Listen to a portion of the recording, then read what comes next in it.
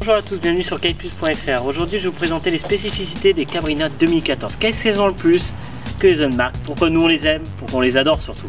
Alors, particularité chez Cabrina, déjà au niveau du bord d'attaque, vous avez une aile qui est très segmentée. Ce que j'entends par les segments, c'est ce que vous voyez ici. Voilà, c'est-à-dire que c'est une aile qui va avoir 24 segments. C'est une aile très rigide qui va vraiment te tenir très loin dans le vent. Donc en fait, les Cabrina sont une référence déjà grâce à cette segmentation. Ensuite, vous pourrez voir qu'il y a 5 lattes, donc qui apportent de la rigidité aussi au profil de l'aile.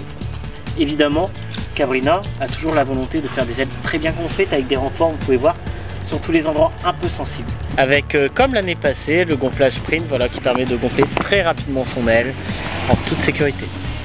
Avec évidemment une construction qui est très bien finie au niveau des lattes, qu'on peut clipser chacune, avec un système pour changer vos boudins si vous avez des problèmes assez facilement.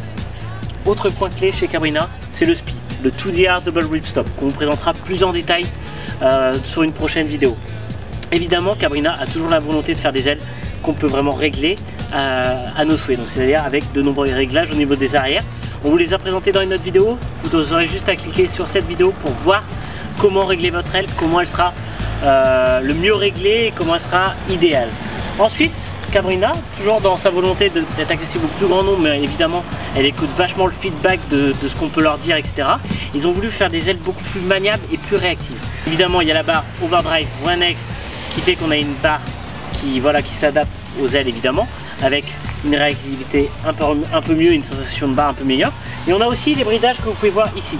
Là, cette année, sur la Vector, ils ont enlevé toutes les poulies, alors que sur la Subblade, il reste qu'une poulie. Donc c'est la volonté vraiment de faire des ailes avec plus direct en barre, avec vraiment, voilà, que ce soit vraiment une aile accessible mais très performante. Donc voilà, on vient de vous présenter les spécificités Cabrina, on vous présentera sur les autres marques. Voilà, mais n'hésitez pas à nous appeler pour savoir qu'est-ce qu'il y a comme plus encore sur les Cabrina, parce que ce sont des ailes références sur le marché et avec lesquelles vous pourrez vraiment vous éclater. En tout cas, vous avez très bien compris, il n'y avait qu'une adresse pour découvrir Cabrina et pour comprendre Cabrina et les plus qu'à cette marque, c'est kiteplus.fr.